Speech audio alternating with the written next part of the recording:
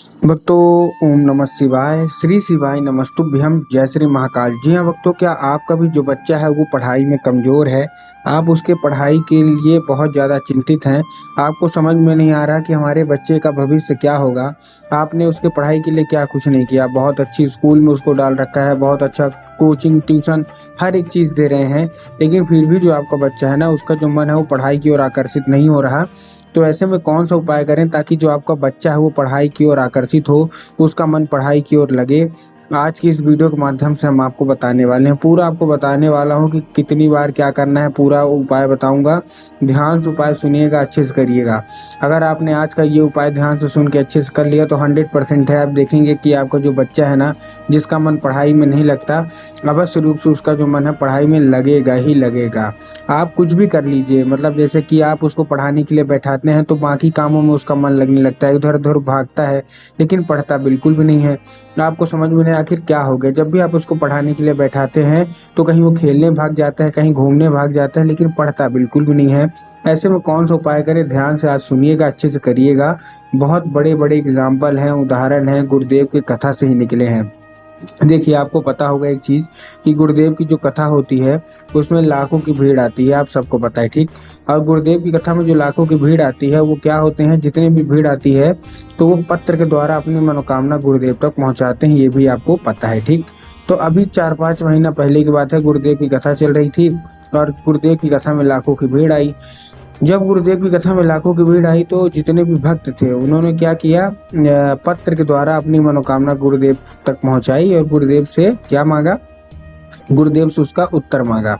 तो जब गुरुदेव की कथा में लाखों की भीड़ आई तो गुरुदेव की कथा में जो लाखों की भीड़ आई तो उन्होंने पत्र लिखा। जैसे ही गुरुदेव के पास पत्र पहुंचा तो जब गुरुदेव ने देखा तो वहां उन्होंने देखा कि बहुत सारे लोगों का केवल और केवल एक ही मनोकामना है। क्या? केवल और केवल एक ही मनोकामना है कि गुरुदेव, हमारा जो बच्चा है ना, उसका जो मन है वो पढ़ाई में नहीं लगता। हम लोग बहुत ज़्यादा मतलब चाहते हैं कि वो पढ़े, लेकिन उसका जो मन है वो पढ़ाई की ओर आकर्षित नहीं होता। कृपया करके कोई उपाय बता दे ताकि उसका जो मन है वो पढ़ाई की ओर लगने लगे। जब गुरुदेव ने देखा तब गुरुदेव ने 2 से 3 उपाय बताए और कहा केवल और केवल ये उपाय कर लेना, तुम्हारा जो भी मनोकामना है अवश्य रूप से पूरी होगी होगी। तुम्हारा जो बच्चा है जिसका मन पढ़ाई में नहीं लगता, अवश्य रूप से उसका जो मन है वो पढ़ाई में लगेगा। जब गुरुदेव ने उपाय बताया तो लोगों ने जा जाके इस उपाय को अपने घर में किया। और जैसे ही लोगों ने जा जाके इस उपाय को अपने घर में किया, मात्र 1 से 1.5 महीना के बाद वो गुरुदेव की कथा में वापस आए।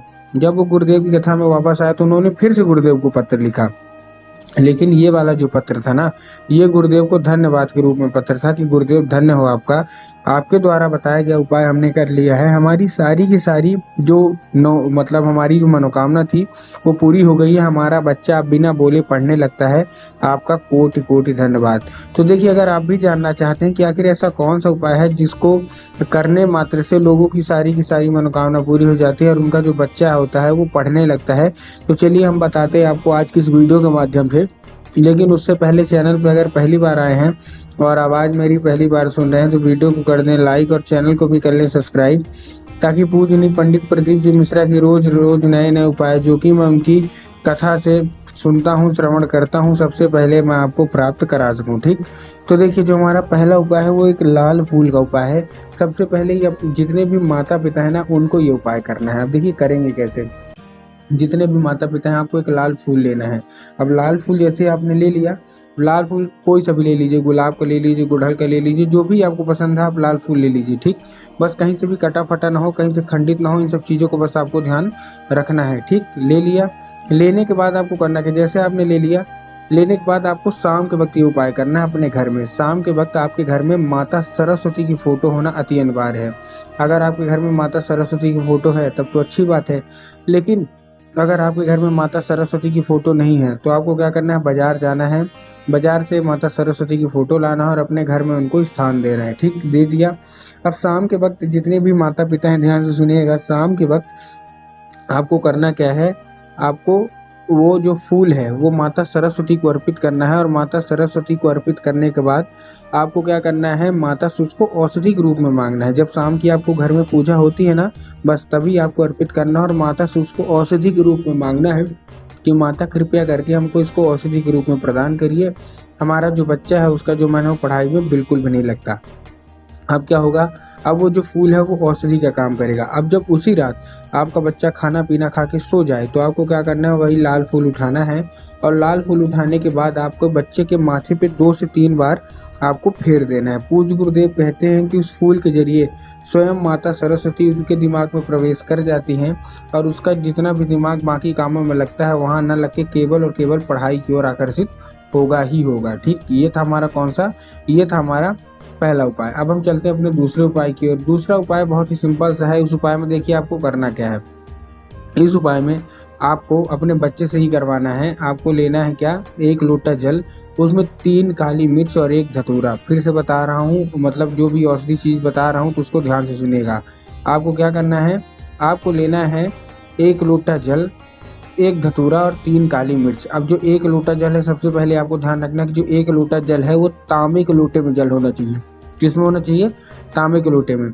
बहुत सारे लोग जल लेने में गलती क्या करते हैं, तो वो स्टील के लोटे में ले लेते हैं, जो कि गुरुदेव ने साफ साफ मना किया कि आपको बिल्कुल भी नहीं लेना। ठीक, आपने ले लिया तांबे के लोटे में और जो जल है वो आपके घर का होना चाहिए। बहुत सारे लोग घर से खाली लोटा लेके जाएंगे और ले जाके मंदिर परिसर से जल भर लेंगे, वो भी गलत है। आपको करना क्या है, मैं आपको हमेशा बताता हूँ कि आपको अपने घर से जल भर के ले जाना है। ठीक, उसमें आपको काली मिर्च मिलाना है। काली तिल और काली मिर्च में भी बहुत सारे लोगों के मन में कन्फ्यूजन कि हमको काली तिल लेना है कि हमको काली मिर्च लेना है।